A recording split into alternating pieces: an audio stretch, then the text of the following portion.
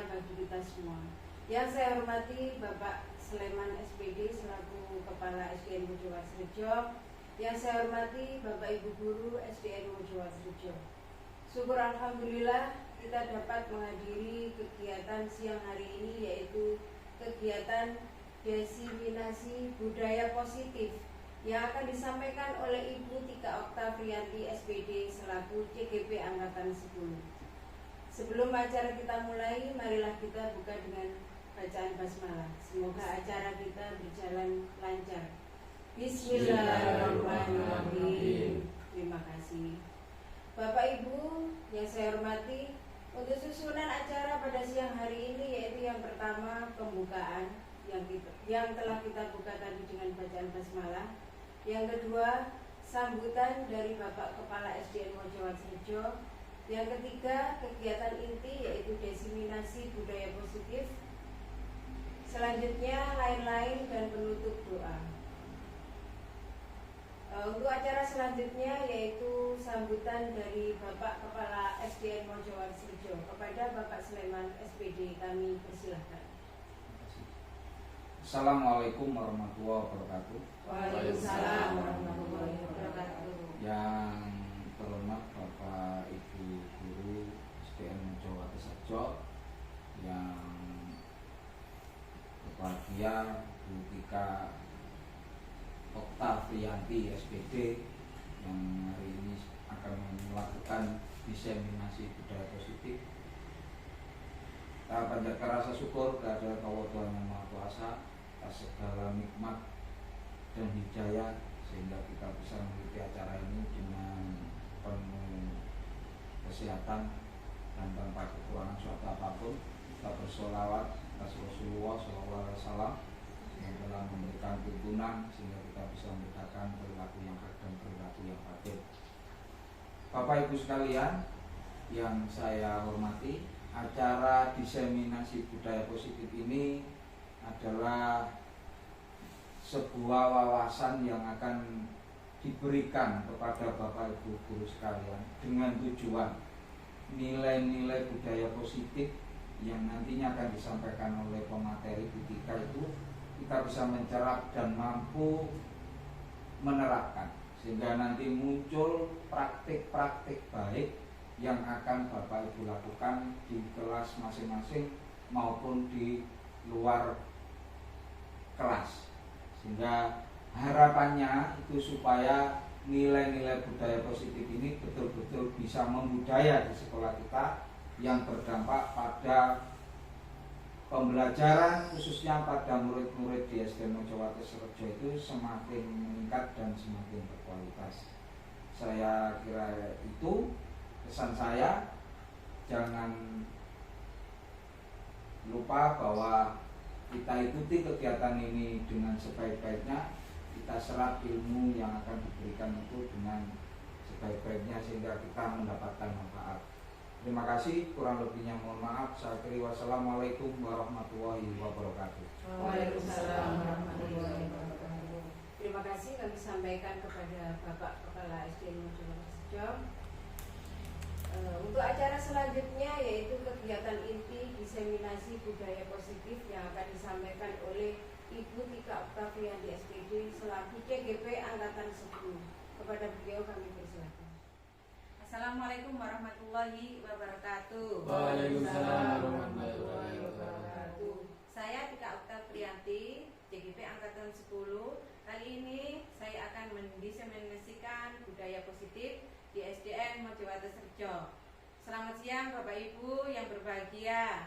Selamat siang. Kali ini Bapak Ibu izinkan saya untuk memaparkan, yaitu ada pertanyaan, kita jawab bersama-sama. Siap Bapak Ibu? Siap. Nah, untuk yang pertama, coba, pemberian hukuman dapat mendisiplinkan siswa. Setuju apa tidak Bapak Ibu? Hukuman dapat mendisiplinkan siswa. Jawab saja, nggak apa-apa. Angkat-angkat. Tidak setuju. Tidak setuju untuk hukuman. Yang lainnya, ayo silakan. Tidak. Yang lainnya? Oh, Oke, selanjutnya yang kedua, pemberian hadiah meningkatkan prestasi siswa. Setuju apa tidak? Sangat setuju. Setuju. Bu Ririn, Idem. setuju. Idem lagi Pak Narto. Kemudian bagaimana? Boleh. Oke, selanjutnya guru harus mampu memberikan solusi untuk setiap siswa yang bermasalah. Setuju napa mboten Bapak Ibu? Setuju. Setuju. Nah, yang selanjutnya guru berperan sebagai teman bagi siswa. Setuju. Sangat setuju. Oke Bapak Ibu, apakah nanti jawaban Bapak dan Ibu sesuai dengan materi yang akan saya paparkan kali ini?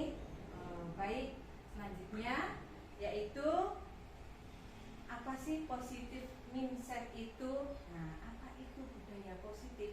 Budaya positif yaitu perwujudan dari nilai-nilai atau keyakinan universal yang diterapkan di sekolah. Nah, nilai-nilai ini apa saja? Contohnya nilai-nilai positif ya Bapak Ibu ya, tentunya bukan nilai-nilai yang negatif nggih. Nah, nilai-nilai yang positif. Contohnya yang pertama apa saja? Toleransi, Toleransi. Selanjutnya saling menghormati, saling menghormati, menghargai, menolong. tolong menolong. Oke, baik Bapak Ibu, itu adalah nilai-nilai positif. Nah, bagaimana kita akan mewujudkan pada perilaku anak-anak? Nah, Bapak Ibu, konsep-konsep ini untuk menciptakan nilai-nilai positif tersebut nanti selanjutnya akan membentuk perilaku anak-anak kita, bagaimana menciptakan sekolah yang berbudaya positif. Bapak Ibu, kali ini saya akan memaparkan materi yang pertama nantinya yaitu disiplin positif. Yang kedua, motivasi perilaku manusia. Selanjutnya yang ketiga yaitu keyakinan kelas atau sekolah. Selanjutnya kebutuhan dasar manusia, posisi kontrol seorang guru, dan segitiga restitusi. Bapak Ibu guru, mana yang asing di telinga Bapak Ibu guru dari keenam materi tersebut? Segitiga restitusi. Padahal Bapak Ibu sudah menerapkannya loh ke anak-anak, tapi mungkin nanti istilahnya saja yang berbeda. Baik Bapak Ibu, selanjutnya yang pertama kita akan membahas disiplin positif. Nanti sebelum masuk ke materi, coba saya punya satu permainan yang sangat seru. Nah Bapak Ibu, nah Anda dan teman Anda akan melakukan kegiatan cobalah buka. Misalkan Bu Ririn jadi A, Bu Aziza jadi B. Bu Ririn mengepalkan tangannya, sedangkan Bu Aziza akan berusaha dengan sekuat tenaga bagaimana untuk membuka tangan dari Bu Ririn. Bu Ririn juga begitu. Bayangkan yang Anda kepal itu adalah sesuatu yang sangat berharga. Coba, ayo Pak Yuda sama Pak Narto, Bu Ririn sama Bumin mengepal, coba. Nah, bayangkan Bumin sekuat tenaga, Pak Yuda sekuat tenaga berusaha membuka kepalan tangan temannya. Ayo, coba. Nah, bagaimana Bapak Ibu guru? Apakah Bu Aziza bisa membuka kepalan tangan Bu Ririn? Sangat sulit sekali. Pak Yuda bagaimana? Sangat susah. Nah, ini yang akan kita bahas selanjutnya ya, bahwa yang bisa mengontrol Bu Ririn adalah Bu Ririn sendiri. Yang bisa mengontrol Pak Narto Pak adalah Narto. Pak Narto sendiri, bukan orang lain. Oke, terima kasih Bapak Ibu atas permainannya. Nah, selanjutnya pergeseran paradigma teori kontrol oleh Dr. William Glasser. Nah, yang pertama, ilusi guru mengontrol murid. Ilusi guru mengontrol murid. Padahal muridlah yang mengontrol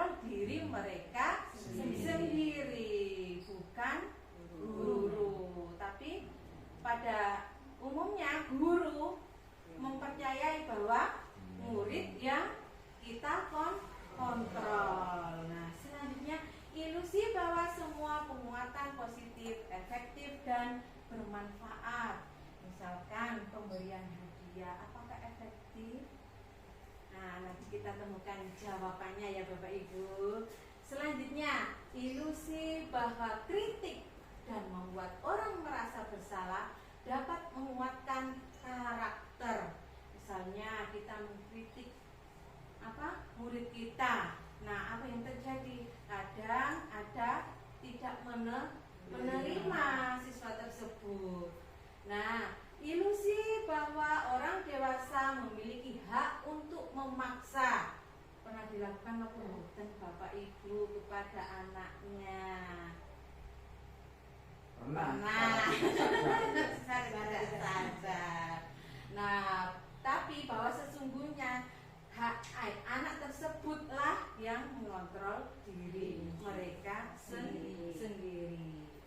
Baik Bapak Ibu, selanjutnya yaitu bagaimana seseorang bisa berubah dari paradigma stimulus respon kepada pendekatan teori kontrol. Nah, stimulus respon berarti mendapat rangsangan dari luar. Nah, pada stimulus respon realitas kebutuhan kita sama, tapi pada teori kontrol sebetulnya realitas kebutuhan kita itu berbeda, tidak sama. Nah, selanjutnya semua orang melihat hal yang sama, padahal sebenarnya setiap orang memiliki gambaran yang berbeda. Makanya kita harus bisa menghargai pendapat orang lain, pemikiran orang lain. Yang selanjutnya, kita mencoba mengubah orang agar berpandangan sama dengan kita. Padahal teori kontrolnya yaitu kita berusaha memahami pandangan orang lain tentang dunia. Selanjutnya itu perilaku buruk dilihat sebagai suatu kesalahan. Padahal semua perilaku memiliki tujuan. Nah, kalau di stimulus kontrol, orang lain bisa mengontrol saya, padahal hanya Anda yang bisa mengontrol diri Anda. Nah, selanjutnya itu saya bisa mengontrol orang lain. Sebetulnya Anda tidak bisa mengontrol orang lain. Seperti tadi ya Bapak Ibu, untuk membuka kepalan tangan saja, padahal sudah dibujuk, ya dirayu, ternyata nggak bisa. Selanjutnya yaitu pemaksaan ada pada saat bujukan gagal. Pada teori kontrol, kolaborasilah dan konsensus menciptakan pilihan baru. Yang terakhir, model berpikir menang atau kalah. Padahal model berpikir menang, tidak ada yang kalah. Selanjutnya, nah apa sih disiplin positif itu? Disiplin positif merupakan salah satu cara menerapkan disiplin yang bertujuan untuk menumbuhkan kesadaran serta memberdayakan anak untuk melakukan sesuatu tanpa sogokan, ancaman maupun hukuman. Baik Bapak Ibu, selanjutnya apa sih tujuannya kita menumbuhkan nilai-nilai positif yang ada pada anak-anak? Nanti tujuannya yaitu kita akan tertuju yaitu profil pelajar Pancasila, yaitu nilai-nilai kebajikan universal yang ada di dalam profil pelajar Pancasila. Ya, biasa setiap pagi kita senam profil pelajar Pancasila dipimpin oleh Pak Adi selaku guru olahraga. Terus setiap hari Senin kita upacara. Ada itu pembacaan profil pelajar Pancasila. Selanjutnya Bapak Ibu, untuk yang pertama beriman, bertakwa kepada Tuhan Yang Maha Esa sudah kita jalankan ya Bapak Ibu setiap hari di sekolah, yaitu anak-anak sholat berjamaah. Kebinekaan global, yaitu anak-anak kemarin memakai baju adat. Nah, bergotong royong. Nah, ada kegiatan hari Jumat yaitu Jumat bersih. Kreatif, anak-anak kita ajak untuk membuat pot bunga dari galon bekas. Selanjutnya mandiri. Anak-anak bisa dengan mandiri melakukan kegiatan. Selanjutnya bernalar kritis. Nah, anak-anak kita berikan ruang untuk mengkritisi, untuk memberikan kritik dan saran kepada Bapak Ibu guru apabila ada pembelajaran yang tidak sesuai. Nah, selanjutnya Bapak Ibu guru, motivasi perilaku manusia itu ada 3. Bunga yang pertama menghindari, tujuannya yaitu menghindari ketidaknyamanan atau hukuman. Motivasi yang kedua mendapat imbalan atau penghargaan. Motivasi yang ketiga, bunga yang ketiga, menghargai diri dan menjadi orang yang mereka inginkan. Bapak Ibu, kira-kira Bapak Ibu ketika melakukan sesuatu itu pasti punya tujuan. Kira-kira motivasinya apa? Bunga yang pertama, bunga yang kedua, atau yang ketiga? Biasanya kebanyakan bunga yang pertama ya Bapak Ibu, untuk menghindari pertama dan kedua ketidaknyamanan dan hukuman. Contohnya kita berangkat pagi agar tidak telat, absen, tunjangan biar tidak. Ya, yang kedua biasanya itu untuk mendapatkan imbalan. Ya, biasanya di kelas ada anak yang aku tak serek untuk dikei hadiah mbak guru. Nah, biasanya begitu ya Bapak Ibu. Nah, yang paling terendah, motivasi yang paling terendah itu yang bunga pertama Bapak Ibu, yaitu menghindari ketidaknyamanan atau hukuman. Nah, itu motivasi yang paling rendah. Dan yang terakhir, menghargai diri ya, dan menjadi orang yang mereka inginkan. Ini disiplin positifnya, nilai-nilai positifnya sudah tumbuh dari dalam diri anak itu sendiri. Nah, ini yang paling baik, yang paling bagus ya Bapak Ibu ya. Oke, selanjutnya. Nah, hukuman, konsekuensi, dan restitusi. Nah, Bapak Ibu, hukuman itu adalah sesuatu yang sangat menyakitkan. Ya, kata-katanya keras. Nah, yang konsekuensi sesuatu yang harus dijalankan. Sedangkan restitusi adalah sebuah pilihan. Nah, Bapak Ibu, untuk hukuman yaitu tidak nyaman bagi anak itu, dan restitusi itu menguatkan. Ya, selanjutnya untuk konsekuensi tidak nyaman tapi untuk jangka waktu yang pendek. Nah, Bapak Ibu, tidak saya jelaskan semua ya Bapak Ibu, nanti kita pelajari bersama-sama di lain hari. Oke, selanjutnya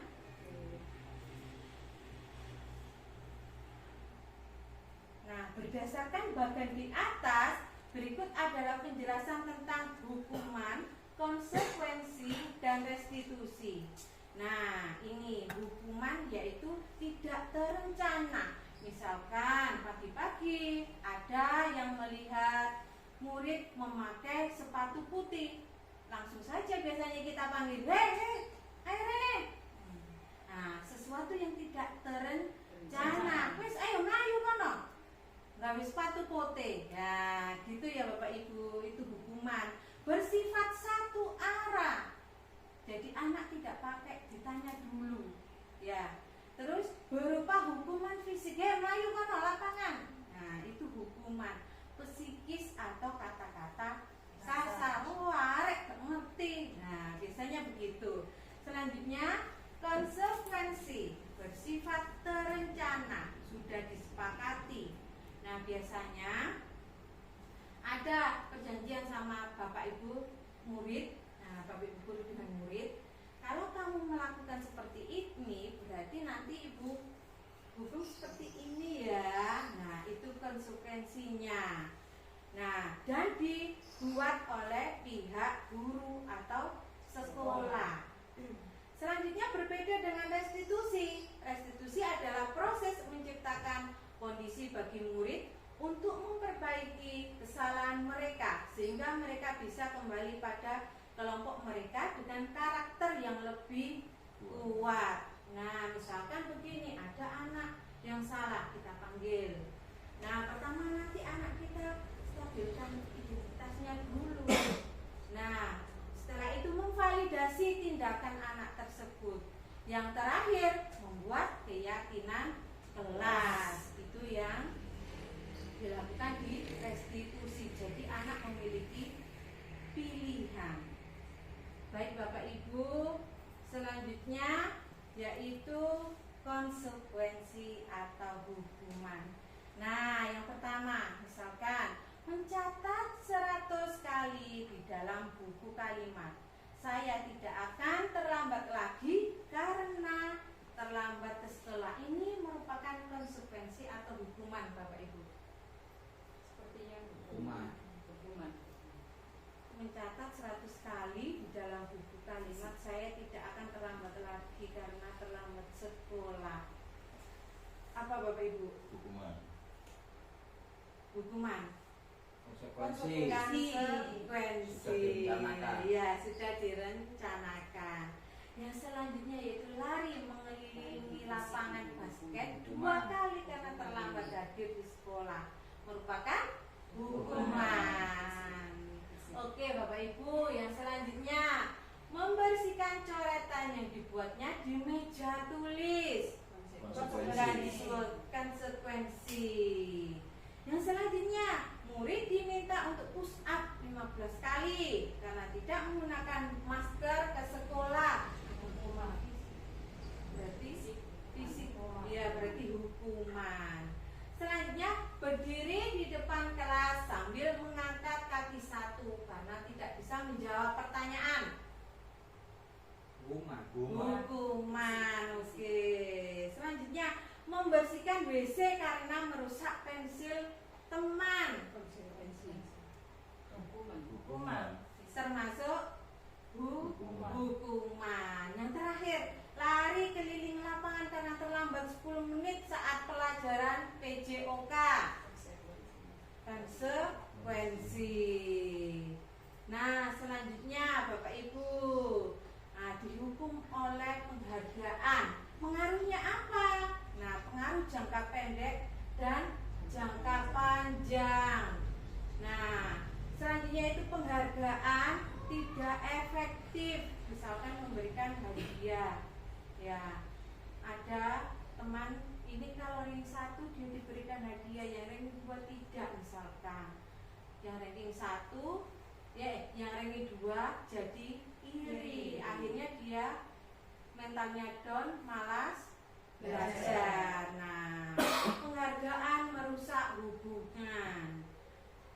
Selanjutnya yaitu penghargaan mengurangi ketepatan dan mengurangi kualitas, mematikan kreativitas. Penghargaan itu juga menghukum dan motivasi dalam diri atau intrinsik. Nah, Bapak Ibu, mengapa keyakinan kelas? Mengapa bukan peraturan kelas? Ada yang tahu? Karena sama.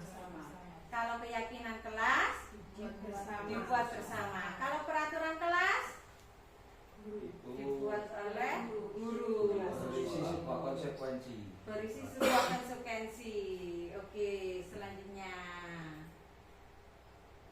Nah, yang pertama, mengapa kita memiliki peraturan tentang penggunaan helm pada saat mengendarai kendaraan roda 2? Kenapa? Misalnya, aku gak bawa helm tambah ditilang polisi. Itu dari luar. Kalau dari dalam, melindungi.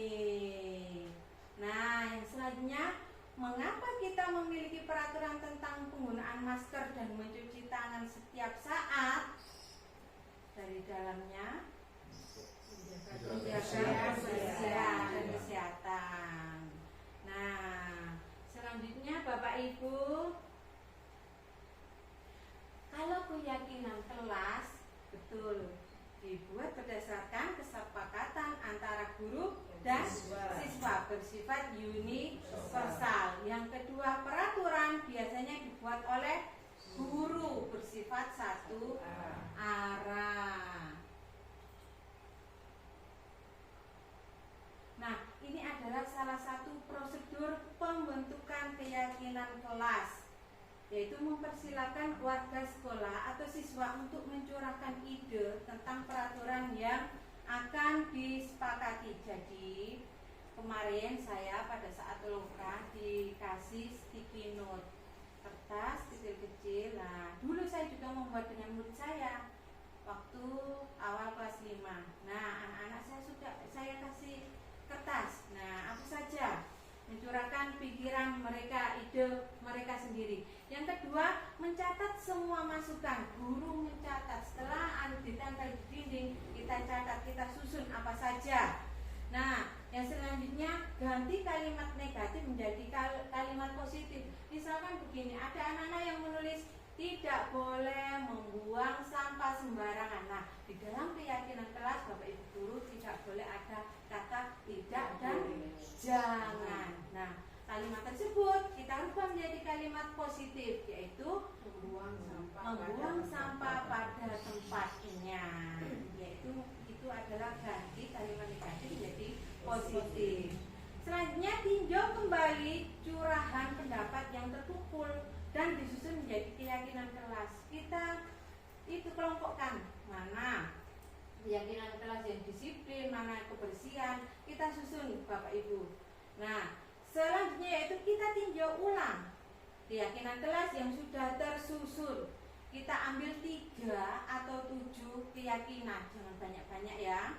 Nah, selanjutnya meninjau dan menyetujui dengan menandatanganinya. Jadi anak-anak bisa menandatangani di kertas tersebut keyakinan kelas yang sudah kita sepakati tadi. Nah, selanjutnya keyakinan kelas ditempel di dinding kelas. Nah, itu adalah prosedur untuk membuat keyakinan kelas. Ini saya intipkan ya Bapak Ibu, kemarin kegiatan lokal saya. Nah, ini yang pertama, kita berputar dulu. Nah, untuk menyampaikan selanjutnya. Nah, ini seperti ini. Nah, ya, ini saya ditunjuk untuk mengubah kalimat negatif menjadi kalimat positif. Nah, yang pertama itu teman saya menjadi guru, yang kedua saya menjadi notulen dulu, ini yang 3 ini menjadi murid. Nah, itu berputar terus. Nanti saya menjadi guru, ini menjadi murid. Nah, itu berputar. Nah, tugas saya itu yang kedua itu mengubah kalimat negatif menjadi kalimat positif. Seru sekali loh Bapak Ibu mengikuti kegiatan CGP itu. Nah, ini yang sangat seru juga. Saya inginkan barangkali Bumi nanti tertarik untuk mengikuti. Nah, ini ice breakingnya. Nah, kita berputar bersama teman-teman, berkumpul, PP di tengah. Nah, ini nanti kita mencari teman, mencari 2 korban biasanya untuk mempresentasikan yang pertama. Begitu gantian kita. Makanya di CGP itu dilatih untuk kepemimpinan agar berani mengungkapkan pendapat, memimpin teman-temannya. Ya, seru sekali. Bagaimana Bu Min? Nanti mau daftar? Sudah tertarik. Oke, terima kasih Bapak Ibu. Nah, selanjutnya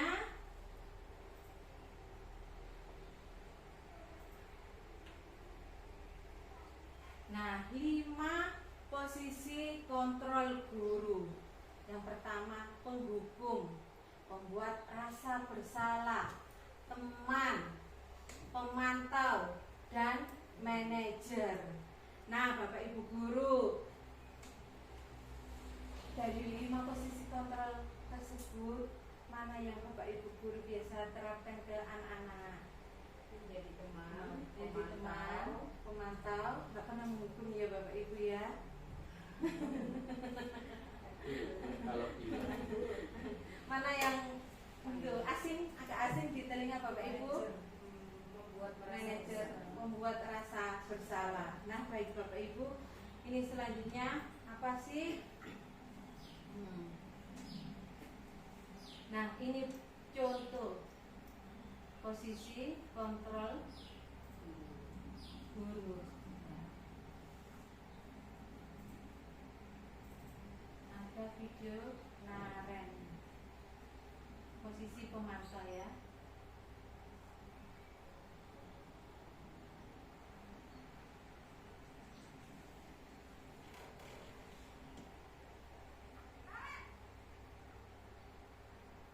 Ini ada anak terlambat, ya. Guru sebagai posisi pemantau.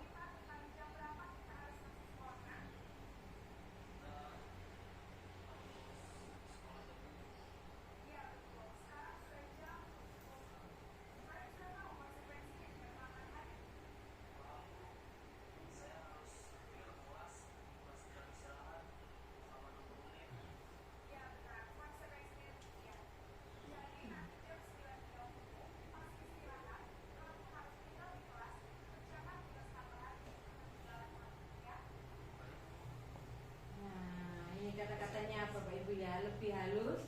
Kita sebagai pemantau, tapi anak tanpa ditanya alasan, itu bedanya. Nah, selanjutnya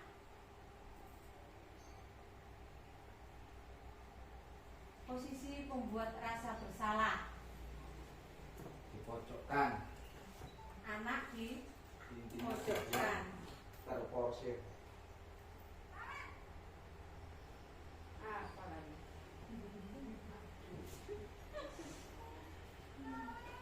Nah, langsung dilokno. Langsung dimarahi.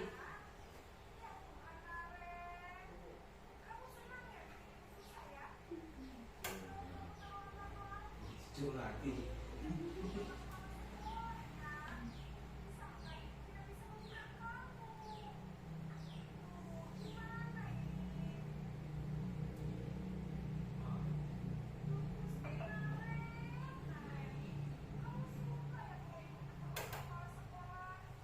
Pembuat rasa bersalah.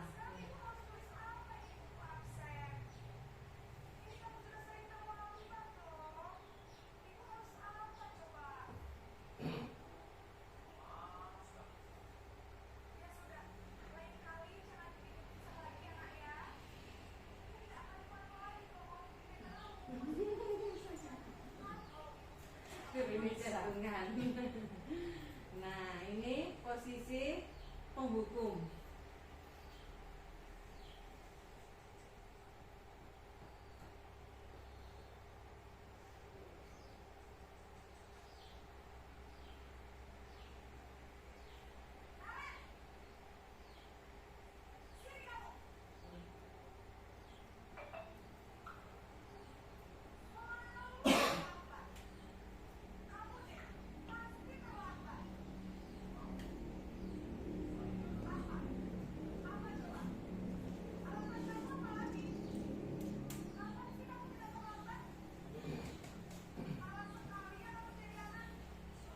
Nah, ada kata-kata.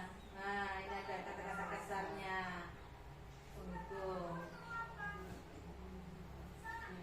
Keliling lapangan, ada hukuman fisik.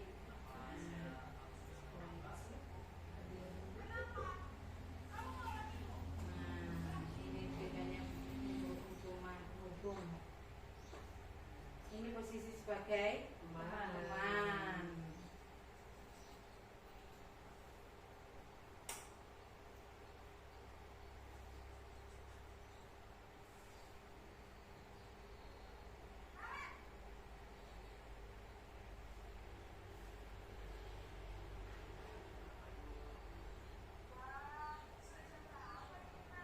Lebih halus kata-katanya.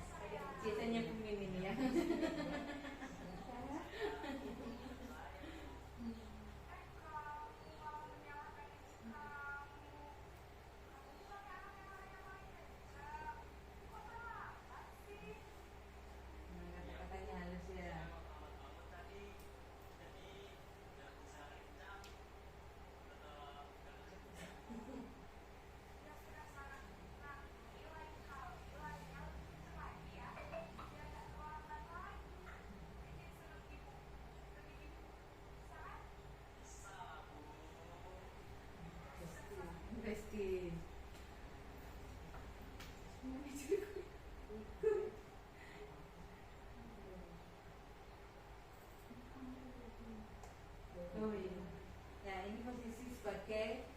manajer.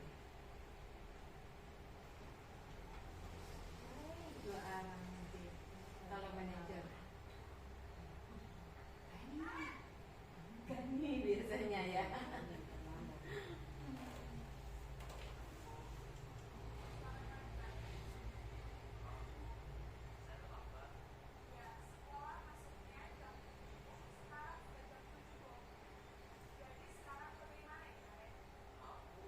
Nah, ditanya dulu alasannya. Ditanya keyakinan sekolah.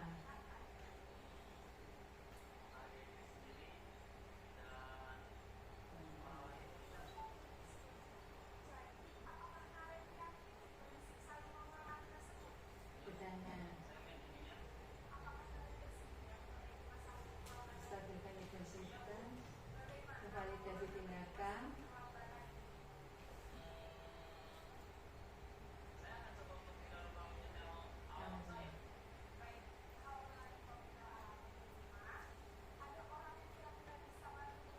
Oke, enak ya Bapak Ibu kata-katanya sebagai manajer. Semoga kita bisa menerapkan ya.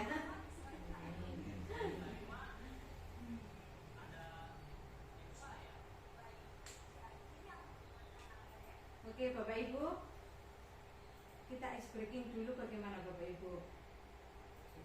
Peraturannya yaitu nanti ketika saya mengatakan 1, Bapak Ibu menjawabnya iya, gitu ya. Kita berdiri ya Bapak Ibu ya.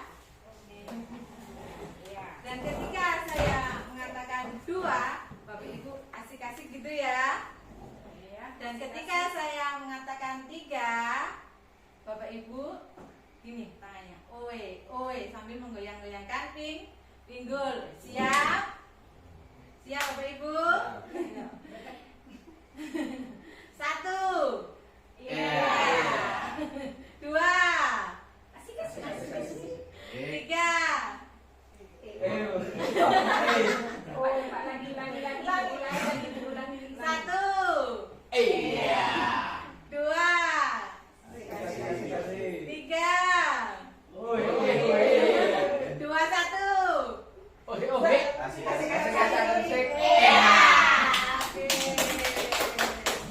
Terima kasih Bapak Ibu. Nah selanjutnya agak panas ya malam ini. Siang ini ya. Nah ini tipe penghubung yaitu menghardik, menunjuk, nunjuk serta berkaca pinggang, membentuk hukuman fisik atau verbal. Dampaknya pada anak apa Bapak Ibu? Yaitu anak menjadi pendendam, tidak menyukai guru atau mapel mata pelajaran tertentu. Selanjutnya yaitu pembuat merasa bersalah, suaranya lebih lembut, menyalahkan siswa. Guru menyatakan kesalahan pada siswa dan guru menderita. Dampaknya apa? Membuat siswa merasa bersalah. Selanjutnya itu rendah diri dan menarik diri.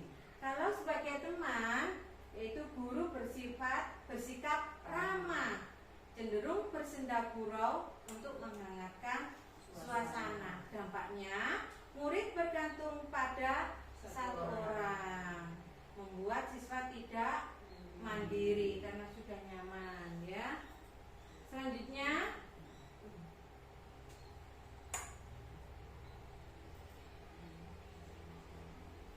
tipe pemantau, yaitu nada bicara dan ekspresi datar, identitas berhasil. Pemantau tetap memantau saat siswa diberi sanksi. Dampaknya menghitung hadiah atau hukuman yang diberi tanpa melihat nilai kebajikan. Salah ketiga Bapak Ibu itu kebajikan. Selanjutnya tidak sepenuhnya mandiri. Kalau sebagai manajer yaitu suaranya netral, tercipta identitas positif atau berhasil, mengajukan pertanyaan bermakna, membantu siswa memecahkan masalah. Dampaknya pada murid apa? Yaitu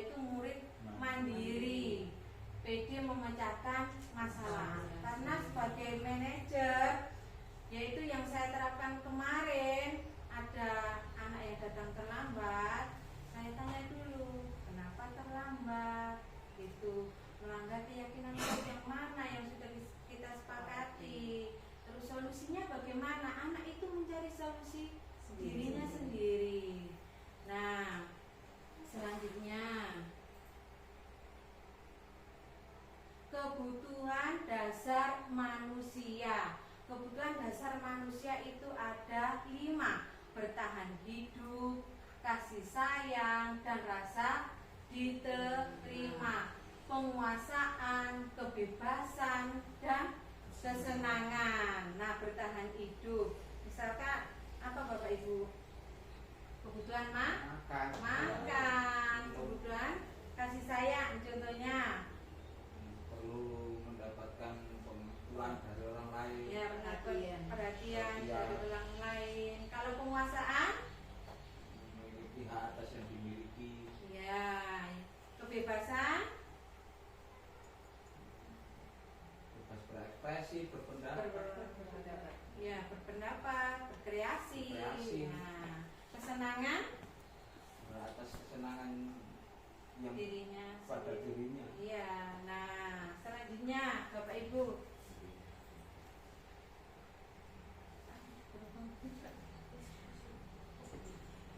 Nah, yang pertama, aku senang main kejar-kejaran dengan ibu guru. Seru. Termasuk apa? Kesenangan. Ibu kejar aku karena ibu guru sayang aku. Kasih sayang. Aku hebat kan, bisa bikin ibu guru kejar aku.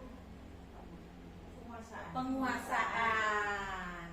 Aku bosan belajar mewarnai terus di dalam kelas.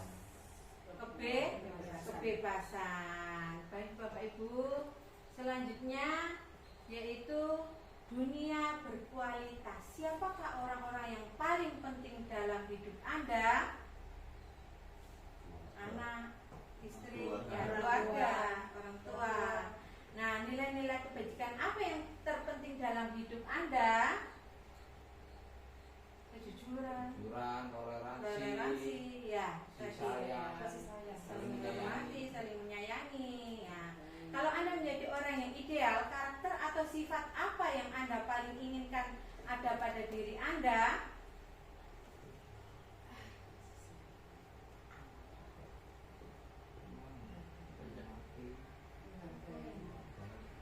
Menghormati, menghargai. Ya.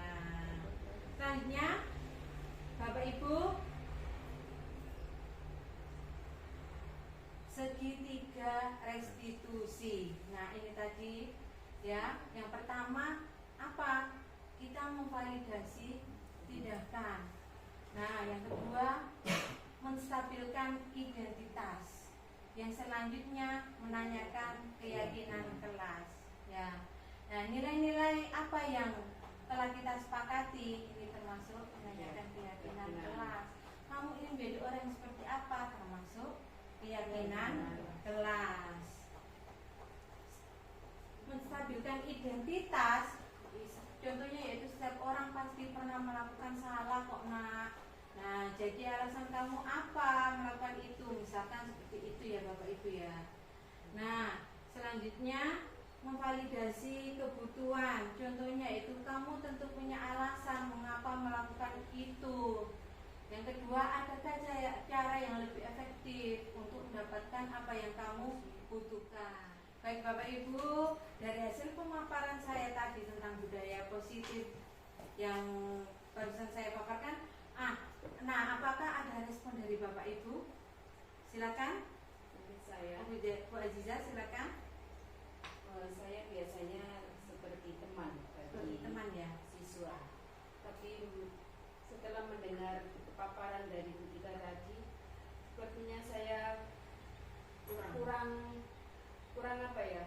Saya akan meningkatkan lagi saya sebagai posisi saya sebagai manajer. Oh gitu. Ya, Oke, seperti itu. terima kasih. Selanjutnya yang lainnya Bapak Ibu, Pak Yuda. Saya juga mendapatkan ilmu baru dari paparan ini. Biasanya saya menerapkan sebagai penghargaan, Penghargaan. memberi Ya. penghargaan. Ternyata Reward. Ya. reward itu juga termasuk kesalahan, Oh, iya. kurang tepat. Pas. Oh, iya.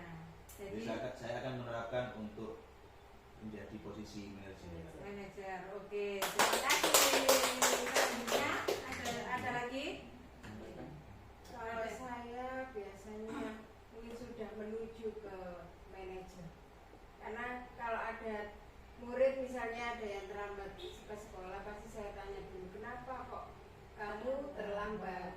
Ada yang ada yang alasannya ketiduran, ada yang memang tidak malas sekolah. Nah, baru saya tanya keyakinan apa yang diterapkan, dilanggar yang ada di kelas.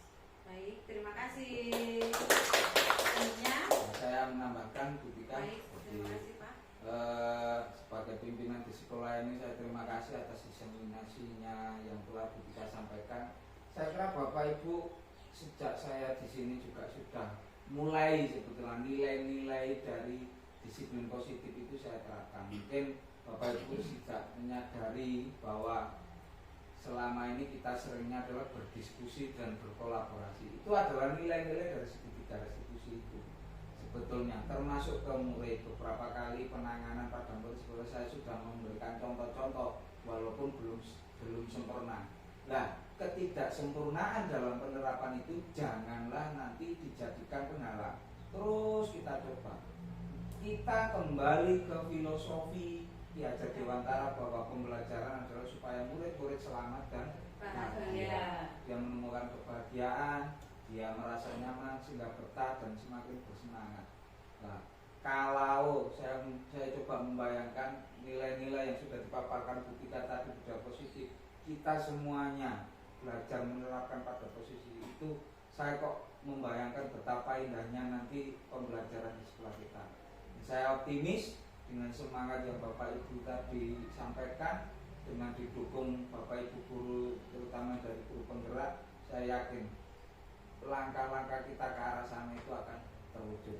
Saya mengucapkan terima kasih Bu Tika atas yang dipaparkan. Saya kira itu. Terima kasih. Terima kasih teman-teman, Bapak Ibu guru SDN Mojokerto Sejo.